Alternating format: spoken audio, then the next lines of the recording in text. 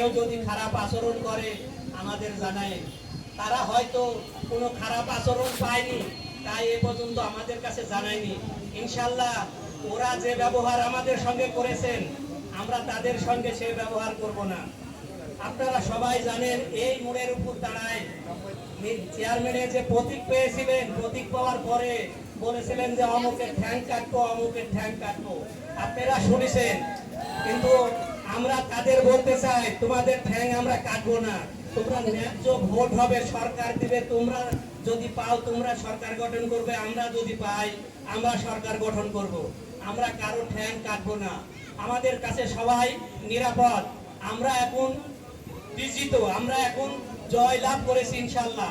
পরাজিতরা আমাদের কাছে নিরাপদে থাকবে, এটাই ইসলামের কথা। তাই আমরা চাই আমরা আমাদের পরাজিত যারা শত্রু আছে তারা যেন আমাদের কাছে এসে আশ্রয় পায়। আমরা ইনশাল্লাহ তাদেরকে আশ্রয় দিব। আমাদের যারা তারা যেন লাঞ্ছিত অপমানিত না হয়। আর আমার কানে এসেছে অনেকেই নাকি পয়সা পাতি নিয়ে ডিউটি করছেন। তাদের কাছে করজোরে অনুরোধ, আপনারা কারো বাড়ি ভাঙতে যাবেন না, কারো জমি জবরদখল করবেন না। এর জন্য বাংলাদেশ সরকারের আইন আদালত আছে, আমরা আইনের আশ্রয়ে যাব।